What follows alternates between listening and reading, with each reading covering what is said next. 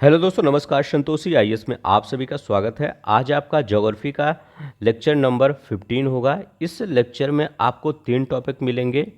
Canal, जो आपकी नहरें होंगी, पूरे वर्ल्ड में कितनी नहरें हैं, कहाँ कहाँ पर कौन सी हैं, उनको आज हम मैप के थ्रू देखेंगे ताकि आपको विजुलाइज करने में और याद करने में आसानी हो। ठीक है। दूसरा कौन सा टॉपिक आपका रहेगा? दूसरा टॉपिक विश्व के बांध रहेंगे। तो विश्व के जो प्रमुख बांध हैं उनको भी देखेंगे, कौन कौन से बांध कहाँ पर है। ठीक है। तो ये तीसरा टॉपिक आपका क्या होगा? Coral reef. तो तीनों टॉपिक हम इन सबको कर लेंगे। ठीक है, विद मैप के साथ। जितने भी आपके घटना चक्र में दिए गए हैं इस टॉपिक से रिलेटेड क्वेश्चन, सब कुछ यहाँ पर लाया गया है। सब कुछ एक डायग्राम के फॉर्म में समझा दिया जाएगा अभी। इससे आपको क्या होगा, याद करने में आसानी होगी। ठीक है। तो चलते हैं, हम शुरू करते हैं। जो लोग नए होंगे प्लीज़ चैनल को सब्सक्राइब कर लीजिएगा। और ये जब आप जो जो पीडीएफ ये आपका पड़ा है, ये वर्ल्ड ज्योग्राफी का, इस पीडीएफ को हम कंपाइल पीडीएफ में आपको देंगे।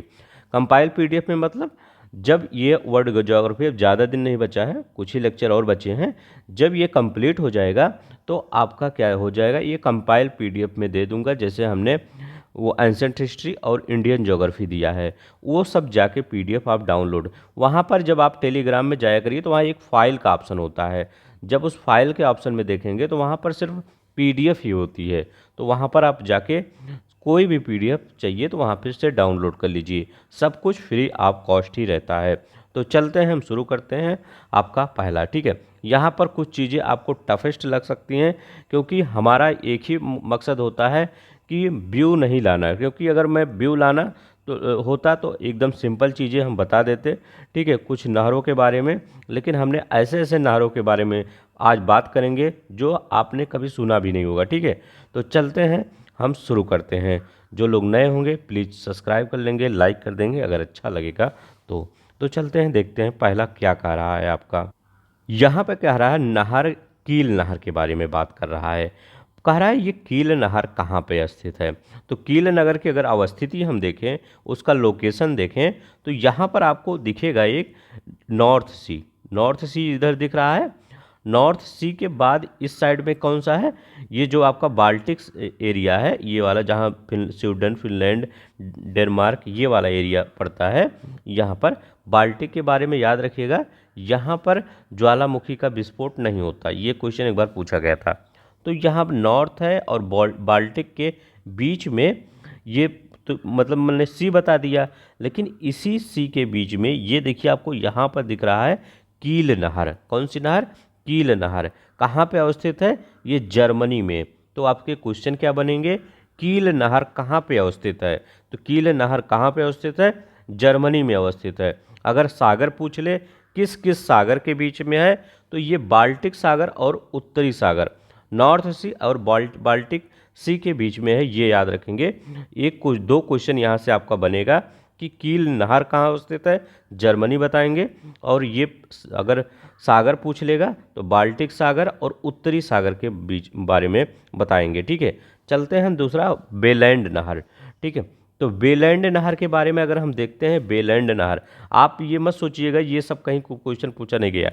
ये सभी क्वेश्चन आपके मुख्य परीक्षा में, वो सॉरी प्री परीक्षा में पूछे गए हैं। ठीक है, तो यहाँ पर याद रखेंगे बेलैंड नहर कहाँ पे है। तो बेलैंड नहर कनाडा में पड़ता है। कहाँ पर?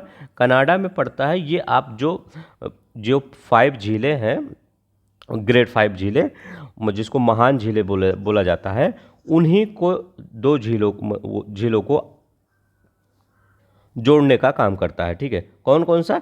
ईरी झील है और ओंटारियो झील को, तो ईरी और ओंटारियो को जोड़ता है। यहाँ पर देखते हैं लेक ओंटारियो है और लेक ईरी है।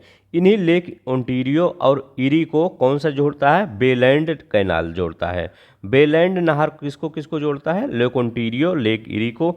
ये आप देखते हैं बेलैंड, इसलिए हमने मैप भी लाया है ताकि आपको आसानी हो। ठीक है, याद करने में। ठीक है, थोड़ा सा गले में खराश है, आवाज़ थोड़ा सा भारी आ रही होगी। ठीक है, तो मतलब उसके लिए सॉरी। ठीक है, तो चलते हैं, यहाँ पर देखें उत्तरी सागर नहर। ठीक है, तो उत्तरी सागर नहर में क्या है, कहाँ पे स्थित है? ये नीदरलैंड में स्थित है। उत्तरी सागर नहर, दो, ये कील नहर, बेलैंड नहर, ये इंपॉर्टेंट है, याद रखिएगा। उत्तरी सागर नहर भी इंपॉर्टेंट है, ये भी, इसका भी लोकेशन देखते हैं। नॉर्थ सी कैनाल, ये आपको दिख रहा है नॉर्थ सी कैनाल, और यहाँ पर एम्स्टर्डम है, ठीक है, याद रखिएगा इसका जब अगर लोकेशन पूछे, एम्स्टर्डम एंड उत्तरी सागर, नीदरलैंड की राजधानी एम्स्टर्डम, और ये किसके, उत्तरी सागर के मध्य स्थित है। यहाँ पर देखते हैं हम, ये देखिए मैप में अगर हम लोकेशन दिखाते हैं आपको, तो ये देखते हैं, ये तो यही लोकेशन पड़ता है, नॉर्थ सी एम्स्टर्डम के बीच में ये नहर पड़ता है, ठीक है। तो उत्तरी सागर नहर के बारे में याद रखिएगा। हमने 3 नहर अभी पढ़ा, बेलैंड नहर लेक ओंटारियो लेक इरी के बीच में है, ठीक है। उत्तरी सागर नहर उत्तरी सागर, ठीक है, और एम्स्टर्डम के बीच में है। तो इसको इतना ज़्यादा नहीं पूछेगा कि किसके किसके बीच में है, क्योंकि इसको पता ही है कि सिर्फ पूछेगा इसका लोकेशन कहाँ, नीदरलैंड में, ठीक है। उत्तरी सागर नहर नीदरलैंड बताइएगा। अब देखते हैं यहाँ पर ये कील नहर, ठीक है, 3 आपका हो गया। अब देखिए अल्बर्ट नहर के बारे में देखते हैं। अल्बर्ट नहर भी बहुत इंपॉर्टेंट है, ये आपका बेल्जियम में पड़ता है, अल्बर्ट नहर, ठीक है, अल्बर्ट कैनाल। ये किसके किसके बीच में पड़ता है, एंटवर्प और लीज के बीच में। ये देखिए आपका लीज, हम देख रहे हैं आपके लिए कहाँ कहाँ से कोई ये मैप खोज के लाते हैं, ताकि क्या हो, आप जब इस PDF को डाउनलोड करें या कभी पढ़ें तो आपको पता रहे, ठीक है। कि जैसे आपको अब क्या करेंगे, अगर अभी मैं मैप ना लाता तो अल्बर्ट मैप में नहर में पढ़ा देता, इसके बाद क्या होता, आप उसको जाके गूगल पे सर्च करते, तो वहाँ पर आपका टाइम लॉस होता, यही फिगर दिखाता जो मैं आपको लिए लाया हूँ, यही फिगर दिखाता, ठीक है। तो गूगल पे सर्च करते तो थोड़ा सा टाइम लगा, यहाँ पर आप तुरंत देख सकते हैं, अच्छा यहाँ बेल्जियम में है, यहाँ लीज और एंटर्प, ठीक है। तो मैं थोड़ा सा आपके लिए एक्स्ट्रा इसीलिए करता हूँ कि ताकि आपका समय बचे, ठीक है। अब देखिए एल्बर्ट नहर किसके, बेल्जियम में है, और एनवर्ट और लीज के बाद पे। अब देखते हैं विश्व की प्रमुख नहरें, वो जो थी वहाँ पर हम एक्स्ट्रा इसलिए बताएं ताकि उन सब नहरों को बारे में आपको याद हो सके, क्योंकि ये सब नहरें बहुत इंपॉर्टेंट है। यहाँ भी जितने भी नहरें दी हैं ये भी इंपॉर्टेंट है, अभी ये सबको भी हम मैप के थ्रू देखेंगे, ठीक है। तो एक बार मैं सोचा कि आपको पूरा बता ही देते हैं जो इंपॉर्टेंट नहर है। तो यहाँ पर देखते हैं पहला कौन सा नहर बात कर रहा है, सुएज नहर। अभी सुएज नहर के बीच में जितने लेक्स पड़ते हैं उनको हम देंगे, क्योंकि वो आपके जो लेक्स पड़ते हैं सुएज नहर के बीच में, वो आपके PCS में भी आया है क्वेश्चन, RO ARO में भी आया है। कई बार पूछ लेता है कि नॉर्थ से साउथ तक वो आपका जो लेक्स है उनको अरेंज करिए, ठीक है। तो अभी वो सुएज नहर जब देखेंगे उसमें देखेंगे सुएज नहर किस देश के अधिकार क्षेत्र में आता है, ये मिस्र के अधिकार क्षेत्र में आता है, लाल सागर और भूमध्य सागर के मध्य स्थित है, मेडिटेरियन सी और रेड सी के मध्य स्थित है। अभी हम इसको मैप में देखेंगे। पनामा नहर, पनामा देश का है, ठीक है, पनामा देश का, इसमें कोई वो नहीं है। प्रशांत महासागर और अटलांटिक महासागर के मध्य स्थित है। ये आपका क्वेश्चन पूछा गया है कि ये दोनों ही पूछा गया है कि पनामा नहर किन किन को जोड़ता है। पनामा नहर किन को जोड़ता है, प्रशांत महासागर और अटलांटिक महासागर को जोड़ता है। अब देखिए आप देखे होंगे हमने इससे जो पिछला लेक्चर लिया था वहाँ पर हमने जल संधियाँ पढ़ाया था, और यहाँ पर हमने क्या पढ़ा रहे हैं, कैनाल पढ़ा रहे हैं। तो यहाँ पर दोनों में अंतर क्या है जानते हैं, जो जल संधियाँ होती हैं वो प्राकृतिक के तौर पर बनी होती है, पहले से वो बनी होती है, कहीं जल संधियाँ इससे ब्रॉड होती हैं, इससे बड़ी होती हैं, ठीक है, क्योंकि वो प्रकृति के द्वारा ही बनाया गया है, ठीक है। वो मनुष्य के द्वारा जल संधियाँ नहीं बनाया गया है, जिसको आप स्टेट कहते हैं, चाहे आपका बेरिंग स्टेट हो, चाहे आपका जिब्राल्टर हो, ठीक है, वो सब प्रकृति के द्वारा बनाया गया है, ठीक है। लेकिन अगर यहाँ पर देखते हैं आपका जो नहर होता है, ये मैक्सिमम नहरें, मैक्सिमम क्या लगभग सभी नहरें किसके द्वारा बनाई जाती है, मनुष्य के द्वारा बनाई जाती हैं, ये आर्टिफिशियल होती हैं, ठीक है। जैसे हमारे यहाँ सबसे बड़ी नहर इंदिरा गांधी नहर जो राजस्थान को वाटर प्रोवाइड करता है। तो यही अंतर है, और दोनों ही वही करते हैं, जोड़ने का काम करते हैं किसी नदी को एक दूसरे नदी से। वहाँ पर क्या होता था, स्टेट में एक समुद्र को एक सागर से दूसरे सागर में जोड़ा जाता था, और यहाँ पर क्या होता था, एक नदी को दूसरे नदी से, या कभी कभी आप नदी को उससे सी से किसी जोड़ दिए, जैसे नॉर्थ सी अभी हमने बताया, ठीक है। तो वो थोड़ा सा ज़्यादा वही कॉन्सेप्ट है जोड़ने घटाने वाला, यहाँ भी वही कॉन्सेप्ट है, ठीक है। तो पनामा है प्रशांत महासागर और अटलांटिक महासागर के मध्य। बेलैंड, ये कहाँ, अभी हमने पढ़ा कनाडा में ईरी झील और ओंटारियो झील के मध्य पड़ता है। अब देखिए ये ईरी नहर है, ईरी नहर किसके, संयुक्त राज्य अमेरिका में है। ईरी झील और हडसन नदी के बीच में पड़ता है, किसके, ईरी झील और हडसन नदी के मध्य। सू यूएसए में पड़ता है। सुपीरियल झील और हुरून झील, सबसे इंपॉर्टेंट यही है सू, याद रखेंगे। ये यहाँ पर हम अभी यहाँ सू दिखाएंगे। जो सू संयुक्त राज्य अमेरिका है, सुपीरियर और हुरून लेक के बीच में स्थित है। यहाँ पर मैं दिखाई देता हूँ लेक सुपीरियर और यहाँ पर लेक हुरून, इसके क्या बीच में है, मिडिल में, यहाँ पर आपको पड़ता है सू, ठीक है, सू नहर, ठीक है। तो सू नहर यहीं के इसी के बीच में है। तो आपको ऑप्शन में वही देगा कि किन किन झीलों के बीच में, किन किन लेक्स के बीच में पड़ता है। तो किन किन लेक्स के बीच में पड़ता है, सुपीरियर और हुरून के लेक्स के मध्य पड़ता है। मिशिगन के बारे में एक क्वेश्चन आप याद रखेंगे।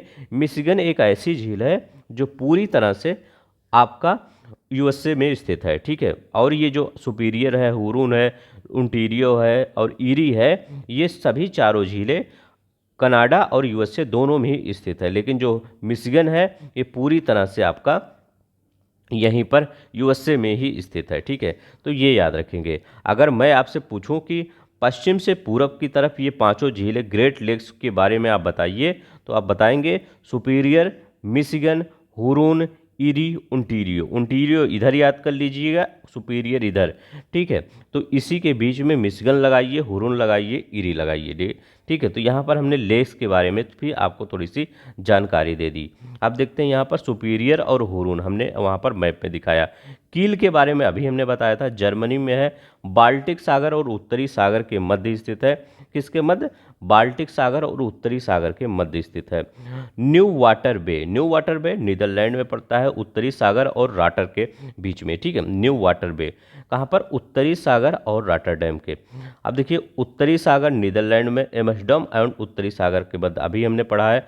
गोटा स्वीडन में पड़ता है, गुटेनबर्ग और स्टॉकहोम के मध्य। इसका इसलिए हमने ज़्यादा वो नहीं लाया मैप, क्योंकि उतना ही नहीं इम्पोर्टेंट है, कभी पूछा नहीं गया था, ठीक है। लेकिन जो जो पूछे गए हैं उन सबका हम लगभग, और जो नहीं भी पूछे गए उनका भी मैप ला दिया हूँ, ठीक है। अब देखिए यहाँ पर संयुक्त राज्य अमेरिका, अभी हमने बताया इसको सू लेक के बारे में। अब ये पूछता है बोल्गा डान नहर, ठीक है, अवस्थिति पूछता है बोल्गा और डान नहर। इसका हमने एक मैप भी बनाया है। रूस के बोल्गे ग्रेड और सिमलियांस जलाशय के मध्य बोलोडांस्क रोस्टो ओब्लास्ट के पास रोस्टो के मध्य। अब देखिए इसके बारे में आप नहीं समझ पा रहे होंगे, ठीक है, बोल्गा डान, इसको मत याद करिए। अब मैं जो बता रहा हूँ उसको याद करिए, ठीक है, क्योंकि इसमें जो ये किसकी लैंग्वेज दिया है, ये बुक की लैंग्वेज दिया है, ये नहीं आपसे पूछा जाएगा। आपसे जो पूछा गया है वो मैं दिखाता हूँ आपको।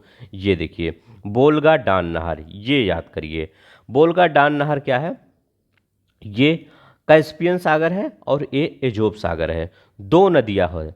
डान नदी जो है वो एजोब सागर में जाके गिरती है, और जो बोल्गा नदी है हमने इसको किस आपको उससे बताया है ट्रिक से, वीसी याद रखिएगा। क्या, वीसी याद रखिएगा।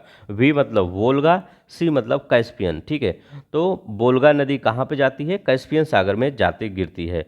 तो जो डान नदी है जो एजोब सागर में जाके गिर रही है, बोल्गा नदी है जो कैस्पियन सागर में जाके गिर रही है, इसी दो को बीच कनेक्ट कर दिया गया है, इसीलिए इसको बोल्गा डान नहर कहा जाता है, ठीक है। तो बोल्गा डान नहर, यही बोला, ये क्वेश्चन ज़्यादा पूछता है कि डान नदी कहाँ पर जाके गिरती है, एजोब सागर में।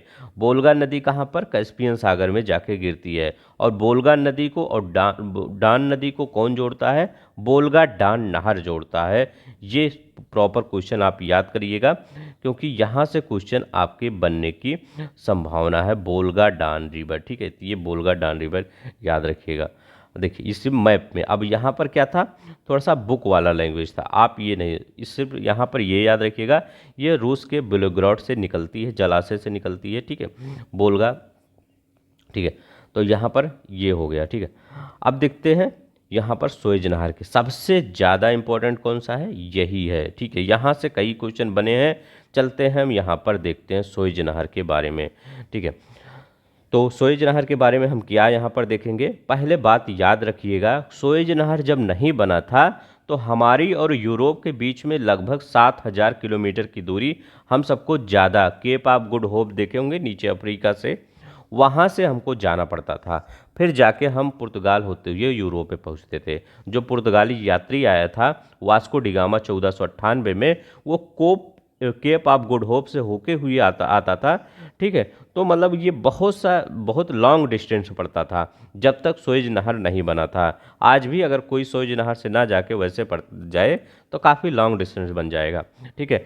उसी को कम करने के लिए सुएज नहर का निर्माण किया गया। 7,000 किलोमीटर की दूरी कम हो गई। कितनी? 7,000। भारत और यूरोप के मध्य की दूरी 7,000 किलोमीटर कम हो गई। इस्थमस ऑफ सुएज इजिप्ट के, मतलब ये देश अभी जिस देश के हिस्से में अभी कब्जे में है, ये कब्जे के अधिकार क्षेत्र में है, वो किसके? मिस्र के, ठीक है। मिस्र की जब जीडीपी देखेंगे इसी से चलती है, सुएज नहर से ही। वहाँ पर रेगिस्तान है, मतलब वहाँ कुछ ज़्यादा होता नहीं है, ठीक है। गेहूँ तो इंडिया से ही जाता है, ठीक है, मिस्र को। तो इसीलिए वहाँ की अगर जीडीपी देखा जाए तो पूरी तरह से इसी सुएज कैनाल पर ही डिपेंड है, ठीक है। इसका राष्ट्रीयकरण कब किया गया? 26 जुलाई 1956 को इसका राष्ट्रीयकरण किया गया सुएज नहर का।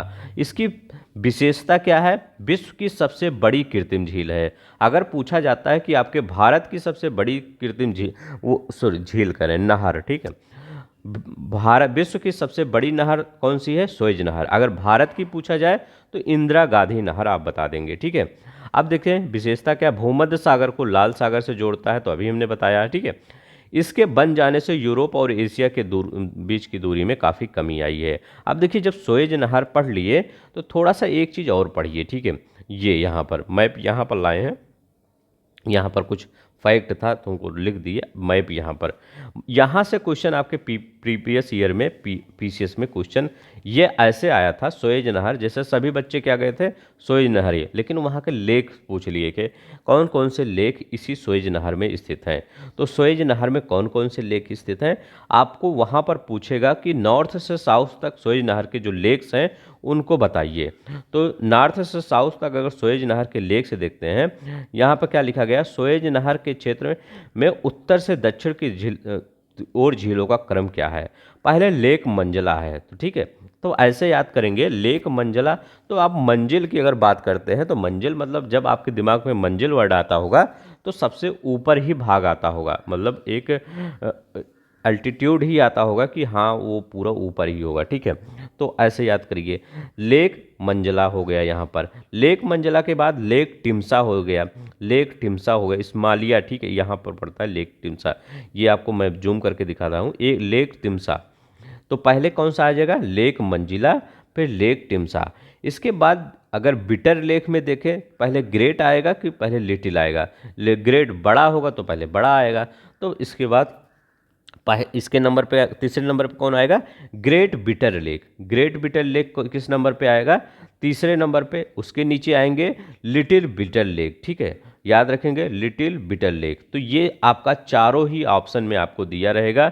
मिलानो को कि उत्तर से दक्षिण तक इन लेक्स को अरेंज करिए, ठीक है। तो नॉर्थ से साउथ तक अगर इन लेक्स को अरेंज करना है तो आप कहेंगे लेक मंजिला पहले आएगा, लेक तिम्सा आएगा, ग्रेट बिटर लेक आएगा, लिटिल बिटर लेक आएगा। तो ये चारों आप अरेंज करिएगा। अब देखिए क्वेश्चन आपके पेपर में पूछा क्या गया था, एक क्वेश्चन यहाँ भी है, कहाँ पर? ये भी यूपीपीसी 2019 में ये से पूछा गया था, ठीक है। Lake Manzala, Timsah, great bitter, little bitter. अब देखिए यहाँ पर ये भी क्वेश्चन पूछा गया था कि सुएज नहर के दोनों सिरों पर कौन सा पोर्ट है? तो देखिए सुएज नहर, मान लीजिए जैसे सुएज नहर में जब एंट्री करते हैं तो इधर भी एक, साउथ में भी एक पोर्ट पड़ता है बड़ा सा, कई पोर्ट पड़े, बहुत बड़ा पोर्ट साउथ में, और उधर भी एक नॉर्थ में एकदम भूमध्य सागर से जब लगता है तो वहाँ भी पोर्ट पड़ता है। तो वही उसी दोनों पोर्ट के बारे में एक बार क्वेश्चन आ गया था। तो अगर हम देखते हैं सुएज नहर के साउथ में एकदम वो नॉर्थ में पोर्ट देखें तो पोर्ट सईद हम दिखाते हैं, पोर्ट सईद ये देखिए एकदम मेडिटेरियन से लगा हुआ है। ये देखिए मैप इसीलिए हम लेकर आए हैं आपके लिए ताकि आपको एकदम रिकॉल हो पाए, दिमाग में जा पाए। हमेशा जब मेरे साथ आप पढ़ा करिए तो जब मैं इस मैप को दिखाया करूं तो एक बार खुद से इसमें उसको इमेज बना लिया करिए मैप को, ठीक है। जैसे आप माइंड में इमेज बनाएंगे, हाँ ऊपर शरबत आ रहे थे, मंजिला था, नीचे टिमसा था, ग्रेट बिटर लेक था, लिटिल बिटर ऐसे था मैप, ठीक है। ऐसे कुछ इमेज बनाइए ताकि वहाँ पर ना, क्योंकि इतना एक ही सब्जेक्ट नहीं पढ़ना है, बहुत सारा सब्जेक्ट पढ़ना है, बहुत कन्फ्यूजन होगा, ठीक है। जब तक इमेज नहीं बनाएंगे, एक मूवी आप देखते हैं उसका इमेज देखते हैं, काफ़ी समय तक याद रहता है। मूवी हम आपको 2 साल बाद कहेंगे तो आप एक्सप्लेन कर देंगे पूरा A to Z, ठीक है। लेकिन जब और पढ़ाई में क्या होता है, थोड़ा सा भूलता रहता है, इसलिए मैं इमेज हमेशा, चाहे जो आप मेरे साथ सब्जेक्ट पढ़िए, हर सब्जेक्ट को मैं इमेज के साथ ही लेकर आता हूँ, ठीक है, ताकि आपको याद हो सके। सिर्फ वर्ल्ड ज्योग्राफी की बात नहीं कर रहा हूँ। तो पोर्ट सईद, और यहाँ पर ये कौन सा, पोर्ट सुएज, ये देखिए पोर्ट सुएज है और पोर्ट सईद है, ठीक है। तो ये दोनों आप याद रखेंगे, ठीक है, कि उस नॉर्थ में और साउथ में कौन कौन से पोर्ट पड़ते हैं। तो ये हो गया आपका, ठीक है, पोर्ट सईद और पोर्ट सुएज। अब देखिए यहाँ पर होता है एक जल पास, ठीक है। जल पास क्या होता है, अब हम ये नहीं कह सकते, क्योंकि जो शिप्स होती हैं, आप सोच सकते हैं शिप्स कितनी बड़ी होती हैं। आपने बहुत सी मूवी देखी होंगी, वहाँ पर शिप्स बहुत बड़े बड़े होते हैं। तो ऐसा थोड़ी है कि थोड़ा सा पानी रहेगा तो उसमें शिप चल जाएगी। बड़ी बड़ी नदियों में शिप्स नहीं चलती हैं, ठीक है। जो बहुत बड़ी आपको नदी लगती है उसमें भी शिप्स नहीं चल पाती हैं, क्योंकि उनके लिए पानी का अथाह भंडार चाहिए, अनंत भंडार चाहिए, इनफाइनाइट होना चाहिए, ठीक है। इसी समय उसी लिए वो उसमें चल सकती हैं, क्योंकि उनका जो सब कुछ डायमीटर, हर चीज़, लंबाई चौड़ाई सब कुछ बहुत बड़ा होता है, ठीक है। तो यहाँ पर देखते हैं, जल पास पद्धति का इसीलिए प्रयोग किया जाता है जब किसी नदी या नहर या झील के जलमार्ग में जल के विभिन्न स्तरों के बीच नौकाओं को ऊपर उठाने और नीचे, जब जैसे अब देखिए यहाँ पर क्या होता है, मान लीजिए हम पनामा कैनाल की बात करते हैं, यहाँ पर लेक जल वो लॉक पास पद्धति का यूज किया जाता है। अब यहाँ पर क्या होता है, जैसे एक तरफ से दूसरे तरफ से जो यहाँ पर आपका वो क्या है, ज़मीन है, वो उतना ज़्यादा वो नहीं है, मतलब अब मनुष्य ही कितना ज़्यादा वो कर देगा, मतलब और ये तो आपको थोड़ा सा दिख रहा होगा कि इतना थोड़ा सा है, इसको काट देंगे, ये थोड़ा सा नहीं है। अब वो जब जूम करेंगे तो बहुत बड़ा एरिया होता है, ठीक है। तो क्या होता है प्रॉपर जो इस, अब आप सोचेंगे ये इसको काट देंगे तो पूरा पानी इधर से इधर चला आएगा, नहीं, सबका सी का लेवल अलग होता है। अब पता चला इसका अटलांटिक का लेवल अलग है सी का, और ये किसका, ये मतलब पैसिफिक का लेवल अलग है। तो कभी इधर से जाना हुआ उधर, उधर से जाना हुआ इधर, तो इसमें भी बहुत सा लॉस होता है। कभी कभी जलपास में आपको जो जल होता है उसका बहुत बड़े पैमाने पर यूज किया जाता है, ठीक है। तो यहाँ भी जल का लॉस भी होता है, ठीक है, जल पास पढ़ाने में। तो जल पास यही होता है, सिर्फ इतना ही दिमाग में रख लीजिए कि जल पास को का पद्धति का प्रयोग इसलिए किया जाता है ताकि उस जो शिप है उसको ऊपर उठाया जा सके। जब ऊपर उठ जाएगा, मतलब मान लीजिए ये पैसिफिक, ये अटलांटिक ओशियन नीचे है, तो जलपास का यहाँ पर उठाया जाएगा ताकि ये उठ के ऊपर से नीचे चली जाए, ठीक है, ताकि उसको गुरुत्वाकर्षण मिल जाए, ठीक है। तो जब तक ये उठेगा नहीं शिप, तब तक ये आगे बढ़ेगा नहीं, ठीक है। इसीलिए जलपास पद्धति का उपयोग किया जाता है नहर झील के जलमार्ग में विभिन्न स्तरों के बीच नौकाओं को ऊपर उठाने और नीचे उतारने की युक्ति है जलपास, ठीक है। बस यही सिर्फ याद कर लीजिए, नौकाओं को ऊपर उठाया जाता है और नौकाओं को नीचे रखा जाता है जलपास पद्धति में, ठीक है, जल का प्रयोग करके, इसलिए इसको जलपास कहते हैं। जलपास पद्धति का प्रयोग कहाँ कहाँ होता है, एक तो पनामा में होता है, एक डेन्यूब नहर में होता है, एक राइन नदी में होता है। तीनों जगह जलपास पद्धति का प्रयोग होता है, ठीक है। अब देखते हैं पनामा नहर के बारे में, हम देखते हैं पनामा नहर के बारे में। अगर देखते हैं, जिसमें यही पूछा जाता है किस किस महासागर को ये जोड़ता है, तो अटलांटिक महासागर और प्रशांत महासागर को ये जोड़ता है, अटलांटिक ओशियन और पैसिफिक ओशियन। ये देखिए यहाँ पर अटलांटिक ओशियन और पैसिफिक ओशियन को ये जोड़ता है, ठीक है। अगर पहले जब तक पनामा नहर नहीं बना था तब कितनी दूरी तय करनी पड़ती थी, मान लो न्यूयॉर्क से आपको शिप के थ्रू, क्योंकि हर चीज़ें आपको रोड के थ्रू नहीं जा सकती, ठीक है, कुछ चीज़ें, बहुत सी चीज़ें होती हैं, मैक्सिमम चीज़ें तो सीपी के थ्रू जाती हैं। या अब ये आप सोचेंगे कि हो सकता है यहाँ पर इसके थ्रू ले जाएं, इसके थ्रू बहुत ज़्यादा महंगा होता है, ठीक है। कभी भी जो रोड का वो ट्रांसपोर्टेशन होता है वो बहुत ज़्यादा महंगा होता है कंपेयर टू, अगर आप ये किसके बात करें, ये समुद्र की बात करें, शिप की बात करें, उससे ज़्यादा बहुत ज़्यादा महंगा होता है, ठीक है। और बहुत से सामान भी ऐसे होते हैं जो डायरेक्ट रोड के थ्रू नहीं ले जाया जा सकता, ठीक है। तो इसीलिए हमेशा किसका प्रयोग किया जाता है, ये नहरों का प्रयोग किया जाता है या समुद्रों का प्रयोग किया जाता है, ठीक है। अब देखिए, जब तक ये आपका पनामा नहर नहीं बना था तब तक ये दूरी कितनी थी, लगभग 20,900 किलोमीटर की दूरी तय करनी पड़ती थी। कितना, 20,000, 13,000 माइल्स, किलोमीटर में माइल्स में भी रख लीजिए याद, और 20, ये पूछेगा नहीं, वैसे मैं बता रहा हूँ आपको आइडिया हो जाए कि एक नहर बनाने के कितने लाभ होते हैं। तो यहाँ पर कितना दूरी तय करनी पड़ेगी, 20,900 किलोमीटर। फिर जब ये आपका पनामा कैनाल बन गया तो पनामा कैनाल बनने के बाद ये 8,370 पे आ गया, लगभग 12,000 किलोमीटर कम हो गया, ठीक है। कितना, 12,000 किलोमीटर की दूरी कम हो गई। तो 12,000 किलोमीटर की दूरी बहुत दूरी होती है, ठीक है। तो पनामा नहर ये याद रखिएगा। अब चलते हैं आगे, देखते हैं, ठीक है। ये हो गया। सफ़ेद सागर के बारे में याद रखिएगा। सफ़ेद सागर के बारे में, सफ़ेद सागर नहर रूस में स्थित है जो सफ़ेद सागर और लेक ओनेगा को आपस में जोड़ता है। तो लेक ओनेगा को आपस में और सफ़ेद सागर को जोड़ता है। सफ़ेद, याद रखिएगा, सफ़ेद सागर कहाँ पर है, रूस में है, ठीक है। कहाँ पर है, रूस में है। सबसे बड़ी पोतवाहक नहर, 2 बार क्वेश्चन आयोग भी पूछता, ठीक है, कि सबसे बड़ी पोतवाहक नहर वहाँ पर पनामा देगा और कई नहर देगा, कील नहर देगा, ठीक है। लेकिन आपको सुएज नहर ही लगाना है, सबसे बड़ी पोतवाहक नहर, ठीक है। अभी देखिए, कुछ दिन पहले ही एक न्यूज सुर्खियों में था कि वहाँ पर किसी कोई पोत था, शिप था, वो मतलब आगे नहीं बढ़ पा रहा था वहाँ पर, उसका वो थोड़ा सा बहुत बड़ी थी, शायद वो फंस गई थी वहाँ पर, ठीक है। तो याद रखिए, सबसे बड़ी पोतवाहक सुएज नहर है, ये है, ठीक है। अब देखिए, यहाँ पर एक क्वेश्चन इंपॉर्टेंट है। ये क्वेश्चन पूछा तो नहीं गया है लेकिन आपके पेपर में ओनेगा के बारे में पूछा गया था।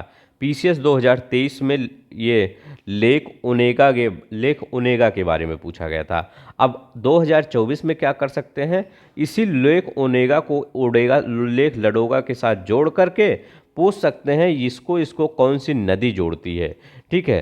तो यहाँ जैसे नहर वाला ये टॉपिक था, लेकिन यहाँ पर नदी वाला, इसलिए हमने नदी भी मतलब टॉपिक अलग ही है, हमने इसलिए ले लिया क्योंकि यहाँ भी जोड़ा घटाया ही जा रहा है, इसीलिए हमने ले लिया, ठीक है। ताकि आपका अगर इस टाइप के क्वेश्चन, क्योंकि जब जो आप पेपर में आया रहता, प्रीवियस ईयर कैसे बनता है, लेक ओनेगा 2023 में पूछा है, अब इसी में लेक लडोगा देकर इसको जोड़ देगा, किस नदी के साथ जोड़ा जाएगा। तो ये देखिए, यहाँ पर लेक लडोगा है और लेक ओनेगा है, किसको लेक सेवियर, ठीक है, या वो सॉरी नदी है ये सेवियर, इसी के थ्रू जोड़ा गया है, ठीक है। तो आपको लेक लडोगा लेक ओनेगा को सेवियर नदी के थ्रू ये जोड़ती है। तो ये इसको याद रख लीजिएगा, आपको मैप में भी दिखा दिए ताकि याद रहे आपको, ठीक है।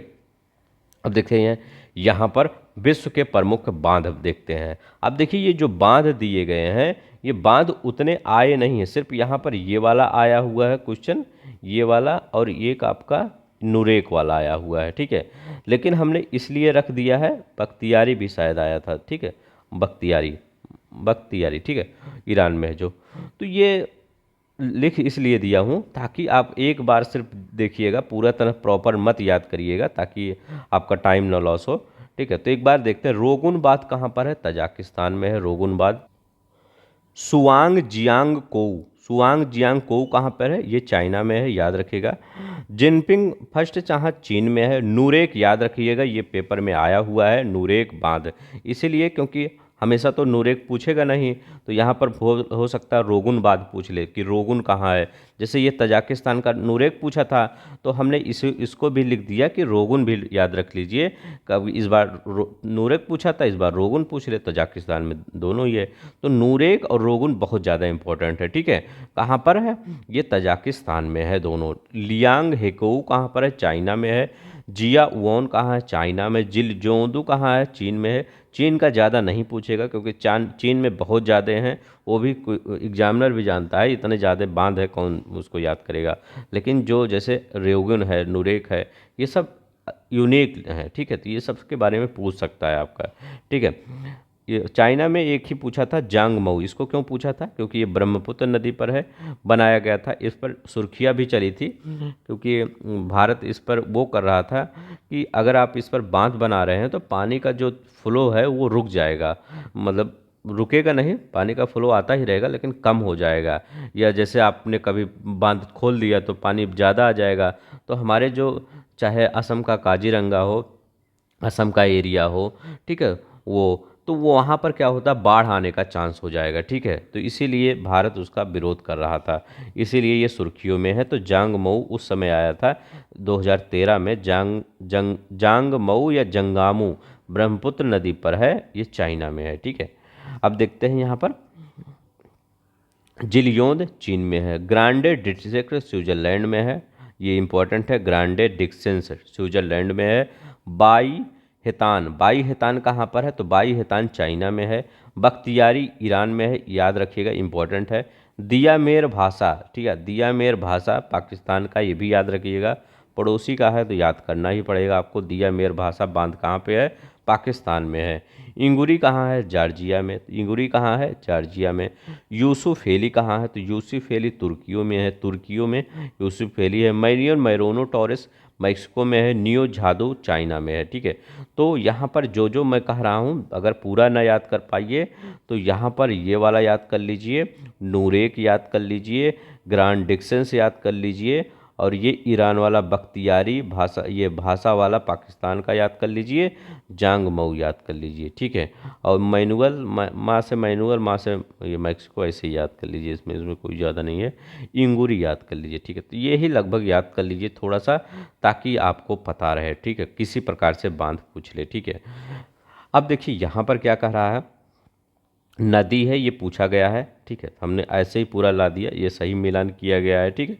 अब देखिए कोलोरेडो नदी पर कौन सा बांध है, हूबर बांध, ठीक है। तो कोलोरेडो नदी पर हूबर बांध। दामोदर नदी पर कौन सा बांध पड़ता है, तो ये पंचेत हिल बांध दामोदर नदी पर, अपने भारत में ये। नील नदी पर आसवान, ठीक है, नील नदी पर आसवान, अभी इसका हम आसवान का मैप लाए हैं, उसमें आप दिखाएंगे। जाम्बेजी करीबा नदी पर, ठीक है, तो वो जाम्बेजी नदी पर करीबा बांध, ठीक है। तो ये आपके आर 2016 का क्वेश्चन हुआ है, आया हुआ है कि जाम्बेजी नदी पर कौन सा बांध है, करीबा बांध है, ये याद रखेंगे। कुरेबे बांध आर्क बांध जापान, तो कुरेबे बांध कहाँ है, ये जापान में है, और ये एक आर्क बांध है, ये भी इम्पोर्टेंट है। कुरेबे बांध कौन सा बांध है, एक आर्क बांध है जो जापान में है। अब देखते हैं यहाँ पर इतेपू बांध आपको दिख रहा होगा, ये ब्राज़ील है, ये पराग्वे है। ब्राज़ील और पराग्वे के बीच में एक नदी बहती है, उस नदी का नाम है पराना, मतलब ब्राज़ील और ये पराग्वे की सीमा पर जो नदी बहती है उसका नाम है पराना रिवर। पराना रिवर पर ही इतोपी बांध है, ठीक है। तो इसको याद रखेंगे कि पराना रिवर पर कौन सा बांध है, इतेपू बांध है, ये पहला क्वेश्चन ये याद रखेंगे।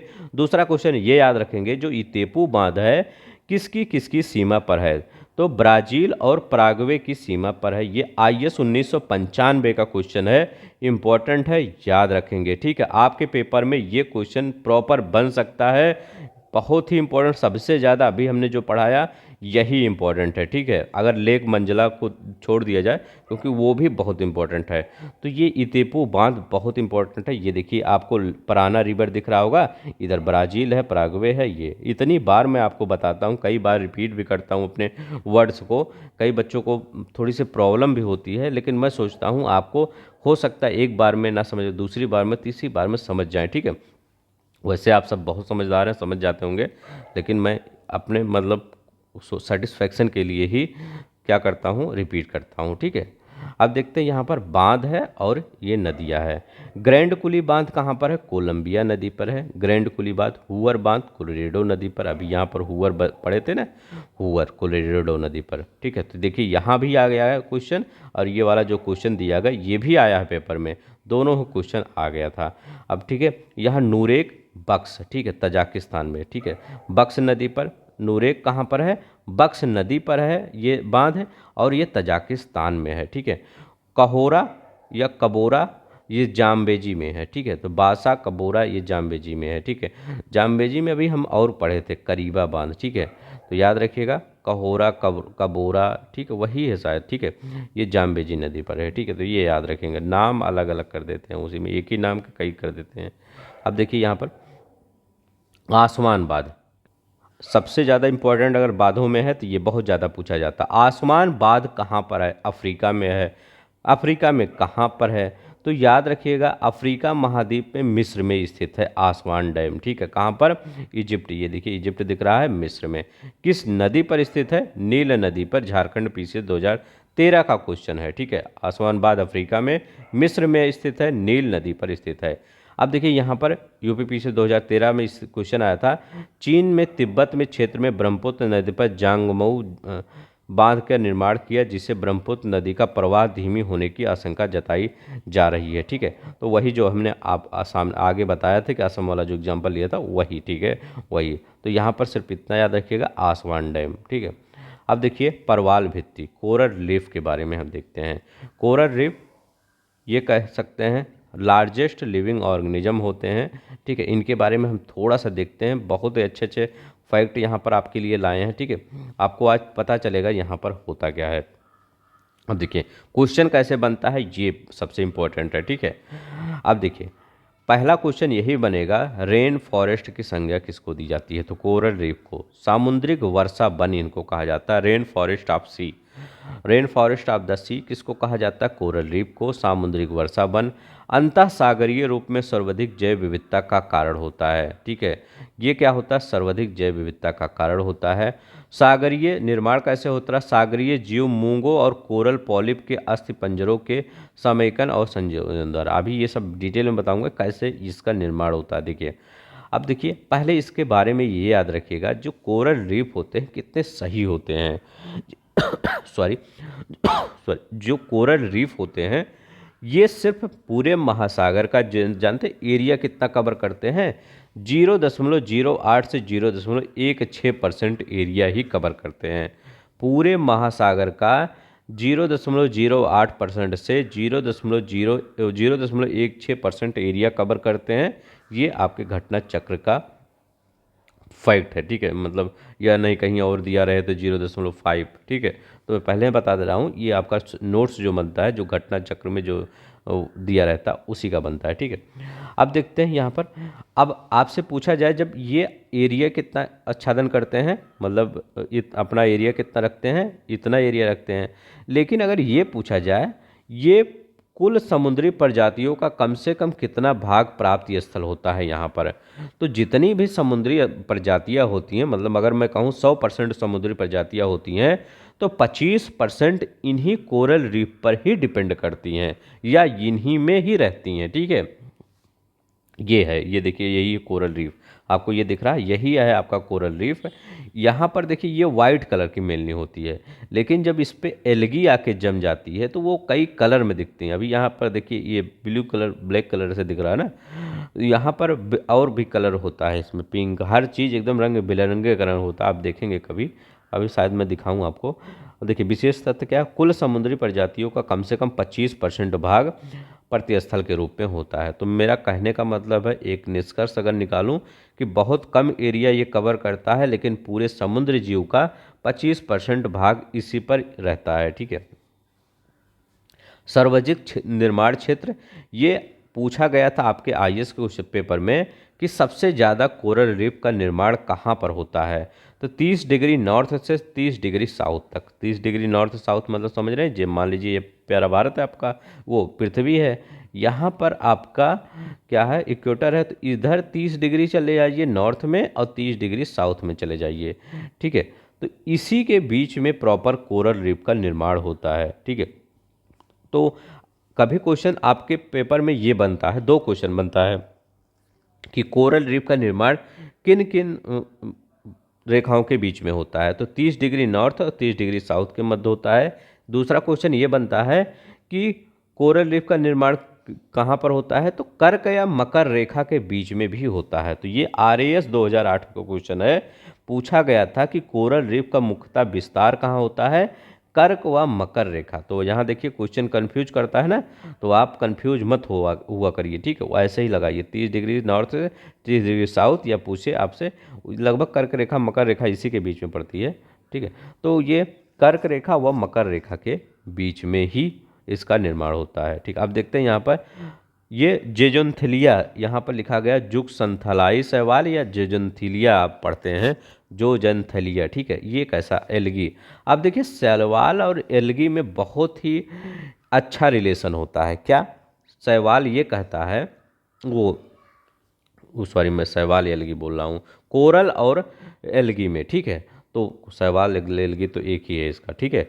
ये शैवाल इसको बोला जाता है, इसको इंग्लिश में एल्गी बोला जाता है। कोरल और किसके बीच में रिलेशन बता रहा हूँ, शैवाल के बीच में, एल्गी के बीच में। इनके बीच में क्या रिलेशन होता है, कोरल कहता है आप क्या कर सकते हैं, हमारे यहाँ शेल्टर बना सकते हैं, ठीक है।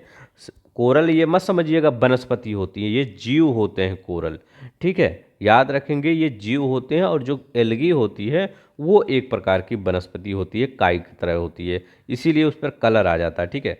तो ये जो आपका कोरल होते हैं वो जीव ही होते हैं, ठीक है, जंतु होते हैं, जंतु परवाल होते हैं, ठीक है। और अब देखिए इसमें क्या कहता है, कोरल ये कहता है कि आप चलिए हमारे दोनों के बीच में एक समझौता हो।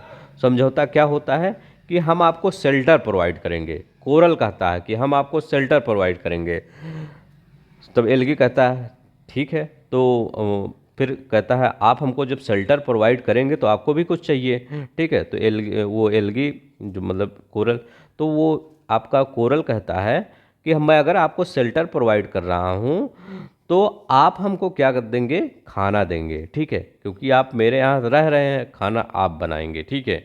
मतलब आप किसी के यहाँ गए और खाना आप वहाँ पर बना के उनको खिलाइए। तो यही होता है रिलेशन, जिसको आप म्यूचुअल एंड रिलेशन कहते हैं या सिम्बायोटिक रिलेशन कहते हैं, ठीक है। दोनों के मध्य यही होता है आपका कि कोरल घर देता है, एल्गी खाना देता है, ठीक है। तो याद रखिएगा कोरल घर, एल्गी खाना। अब यहीं पर वही लिखा गया है, पॉलिप के बाहरी तंतुओं में पाया जाने वाला सूक्ष्म पादप शैवाल, ठीक है। तो ये पॉलिप होता है वो जंतु परवाल में, ठीक है। अब देखिए ये मतलब बाहरी एल्गी मतलब क्या है, इसी एल्गी के बारे में बात कर रहे हैं कि जो जंतु परवाल के बाहरी भागों में, मान लीजिए ये परवाल है, इसके बाहरी जो भाग है इसी पर एल्गी पाए जाते हैं, ठीक है। कोरल के बाहरी भागों पर पाए जाते हैं कौन से, एल्गी। अब एल्गी करते क्या हैं, एल्गी द्वारा संश्लेषित, ये भोजन कैसे बनाते हैं, संश्लेषित के थ्रू बनाते हैं, ठीक है। संश्लेषण, प्रकाश संश्लेषण के थ्रू, प्रकाश संश्लेषण द्वारा भोजन के परवालों को आहार की प्राप्ति करते हैं, ठीक है।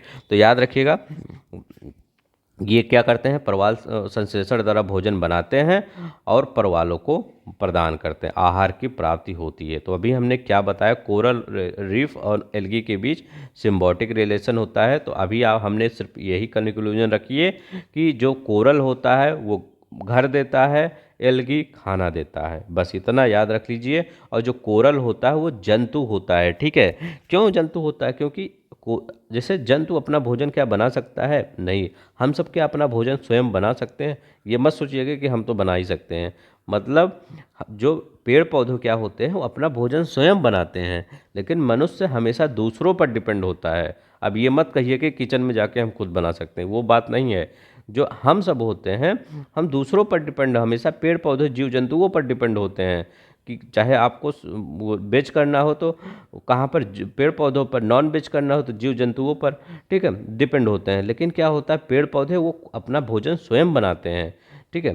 तो इसीलिए हम भी क्या हुए, ये कोरल भी क्या हुआ, वो भी तो जीव जंतु ही हुआ, क्योंकि वो अपना भोजन स्वयं नहीं बना पाता, ठीक है। नहीं तो आप कहेंगे ये वनस्पतियाँ हैं, वनस्पतियाँ नहीं होती है, एल्गी वनस्पतियाँ होती हैं, ठीक है, जो अपना भोजन स्वयं बनाती है। सागरीय तापमान में वृद्धि होने पर प्रवालों द्वारा इसका अपने शरीर का निष्कासन हो जाता है, ठीक है। तो जब क्या होता है, ग्लोबल वार्मिंग बढ़ रही है, क्या जब ग्लोबल वार्मिंग बढ़ रही है तो क्या होता है, ये जो शैवाल होता है, एल्गी होता है, ये उसके शरीर से निकल जाता है परवालों द्वारा, ठीक है। तो यह निकाल दिया जाता है परवालों द्वारा, ठीक है। तो तो जब प्रवालों द्वारा ये एल्गी मतलब कोरल द्वारा क्या किया जाता है, एल्गी को निकाल दिया जाता है, तो क्या होता है, जो प्रवालों का रंग होता है वो श्वेत हो जाता है, ठीक है।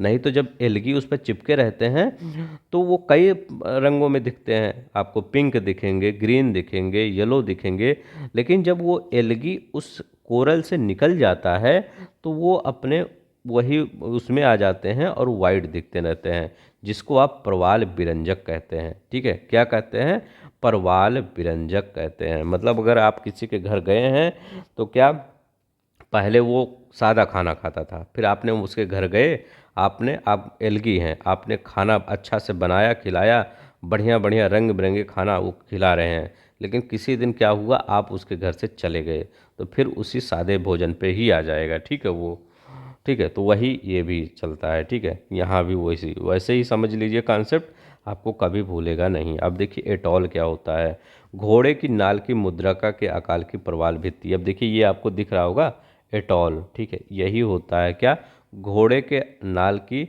जैसे घोड़े का नाल नहीं होता उसी प्रकार से ये एटॉल होता है। तो घोड़े के नाल की मुद्रा की आकार वाली प्रवाल भित्ति होती है, मुख्यतः फूना फूटी रटॉल, मुख्य उदाहरण इसका कौन सा है, फूना फूटी एटॉल है। मुख्य क्षेत्र एंटिलीज सागर, ठीक है, लाल सागर, इंडोनेशिया सागर, चीन सागर, ऑस्ट्रेलिया सागर, यहाँ पर इनका विस्तार होता है, ठीक है। ये जो आपका एटॉल होता है, अड्डो परवाल एटॉल, ये बीपीएससी 2020 में आया था, बीपीएससी वाले देख लें प्रॉपर, कि भारतीय हिंद महासागर में स्थित यह मालदीव का दक्षिणतम एटॉल है, ठीक है। तो पूछा गया था एड्डो परवाल द्वीप एटॉल कहाँ पर है, तो कहाँ पर है, ये भारतीय हिंद महासागर में स्थित दक्षिणतम एटॉल है। ये एटॉल मत समझिएगा कि अलग है, उसी का एक भाग है, ठीक है। फ्रिंग एटॉल, ऐसे बहुत से एटॉल होते हैं, ठीक है, वो मतलब वो कोरल का ही एक भाग है, ठीक है, याद रखेंगे, या अलग से कोई वो नहीं है, एटॉल कोरल का ही एक भाग है, ठीक है, पार्ट्स है। ग्रेट बैरियर रीफ के बारे में देखते हैं, इसके बारे में बहुत ज़्यादा क्वेश्चन बनता है, इसके बारे में 2007 में क्वेश्चन आईएएस में बना था। इसकी अवस्थिति कहाँ है, तो अवस्थित क्यूंसलैंड के तट के पास है, प्रशांत महासागर में स्थित है, विश्व की सबसे बड़ी परवाल रोधिका होती है, ठीक है, कोरल बैरियर रीफ होती है, यहाँ बैरियर लिख दीजिए, कोरल बैरियर रीफ सबसे बड़ी होती है, ठीक है, याद रखेंगे। अभी प्रेजेंट टाइम में देखा जाए सबसे बड़ी यही है, ठीक है। ये देखिए ऑस्ट्रेलिया है, और यहीं पर आपके पीसीएस में क्वेश्चन जानते हैं क्या पूछा गया था, ग्रेट बैरियर रीफ पूछा गया था, ग्रेट बैरियर रीफ कहाँ पर है, ऑस्ट्रेलिया के किस क्षेत्र में है, तो आप किस क्षेत्र में ऑस्ट्रेलिया के बताएंगे, उत्तर पूर्वी। अब यहाँ पर ये पूर्वी साइड है ये, और ये उत्तर साइड है, तो उत्तर पूर्वी साइड ही हुआ ना, दक्षिण मत लगाइएगा, पश्चिम मत लगाइएगा, उत्तर पूर्वी में ग्रेट बैरियर रीफ ऑस्ट्रेलिया। ये आपके पीसीएस में क्वेश्चन सिर्फ 1-2 साल पहले ही पूछा गया था, इस बार शायद 2300 किलोमीटर ये आरओ में आया था क्या, मुझे प्रॉपर याद नहीं आ रहा है, लेकिन ये आया था, एक क्वेश्चन आया था कि इसकी लंबाई कितनी है, तो 2300 किलोमीटर में है। विश्व की सबसे बड़ी प्रवाल रोधिका है, विस्तार 10 डिग्री दक्षिण से 24 डिग्री दक्षिण अक्षांशों के मध्य, क्योंकि ये दक्षिण अक्षांश ही है पूरा, ऑस्ट्रेलिया पूरी तरह से दक्षिण, यहाँ दक्षिण इसलिए लिख रहे हैं क्योंकि जो ऑस्ट्रेलिया है पूरी तरह दक्षिणी अक्षांश में ही पड़ता है, तो ये सिर्फ दक्षिणी मत याद करिए, सिर्फ 10 से 24 याद कर लीजिए कि coral reef, great barrier reef का विस्तार कहाँ पर है, ये 10 से 24 डिग्री के बीच में है, 2300 किलोमीटर में ये फैला हुआ है, कितना, 2300 किलोमीटर में ये फैला हुआ है। अब देखिए आईएएस 2018 में ये क्वेश्चन आया था, तीनों है, तीनों देखिए, जो तीनों ये आया है आईएएस में, इस आपके क्वेश्चन से पीसीएस में एक क्वेश्चन बनाएगा, ठीक है, तो तीनों याद कर लीजिए ताकि जब पीसीएस में बनाए तो यही आप वहाँ रख दीजिए। पीसीएस वाले क्वेश्चन क्या करते हैं, ऑप्शन का उठा के आपको दे देंगे। तो पहला क्या कह रहा है, विश्व की सर्वाधिक प्रवाल भित्तियाँ उष्णकटिबंधीय सागर जलों में मिलती हैं। हाँ, अभी हमने बताया कि कर्क और मकर रेखा के बीच में ही मिलती हैं, ठीक है, या ऑप्शन में हो 30 डिग्री नॉर्थ, 30 डिग्री साउथ, यहाँ पे मिलती हैं, तो हाँ ये भी बता दीजिए। तो यही आपको बताना है, विश्व की सर्वाधिक प्रवाल भित्तियाँ उष्णकटिबंधीय सागर में, या आपको उष्णकटिबंधीय सागर दिया रहे, तो 3 प्रकार से आपके क्वेश्चन बना सकता है, कर्क मकर रेखा के बीच में, ठीक है, 30 डिग्री साउथ 30 डिग्री नॉर्थ के बीच में, या उष्णकटिबंधीय सागर के मिलती है। तो पहला ये क्वेश्चन हो गया। दूसरा क्या है, विश्व का 1/3 से अधिक प्रवाल भित्तियाँ ऑस्ट्रेलिया, इंडोनेशिया और फिलीपींस राज्यों में।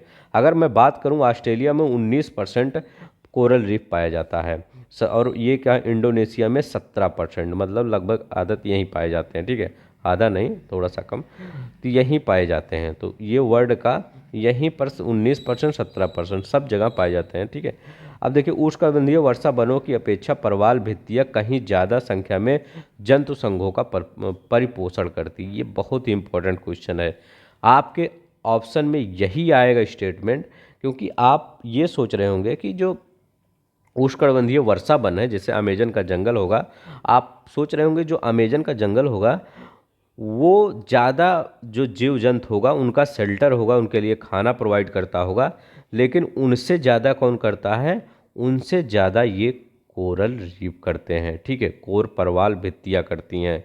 ठीक है, तो उष्णकटिबंधीय वर्षों वनों की अपेक्षा अगर मैं कंपेयर करूं कि दोनों में महान कौन है, तो अगर अमेजन के जंगल को देखें और कोरल रीफ को देखें, तो दोनों में महान कौन हुआ, कोरल रीफ हुआ।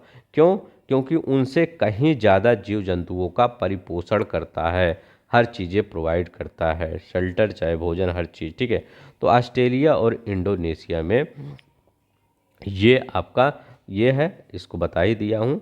2018 का ये क्वेश्चन है, आपके पेपर में ये तीनों स्टेटमेंट याद कर लीजिए, तीनों स्टेटमेंट सही है, पेपर में आ सकता है। ठीक है, बस अब कल से हमारा वायुमंडल का जो चैप्टर होगा स्टार्ट कर दूंगा।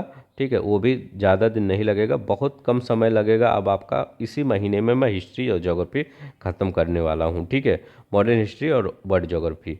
ठीक है, आपका चलेगा ही, और अगले महीने से हमने साइंस और पॉलिटी स्टार्ट करेंगे। ठीक है, तो चलते हैं आज के लिए। अगर पसंद आ रहा होगा तो प्लीज़ लाइक शेयर सब्सक्राइब कर दीजिएगा, क्योंकि आपका एक लाइक शेयर सब्सक्राइब हमारे लिए काफ़ी मोटिवेशन का काम करता है। ठीक है, आपके लिए इसी प्रकार से प्रॉपर वीडियो लाते रहेंगे, अगर आपने ऐसे ही हमें मोटिवेट करते रहेंगे। ठीक है, अब कुछ भी करिए, हमें तो लाना ही है, आपको पढ़ाना ही है। ठीक है, तो आज के लिए बस इतना ही, अपना ख्याल रखिएगा। जय हिंद, जय भारत।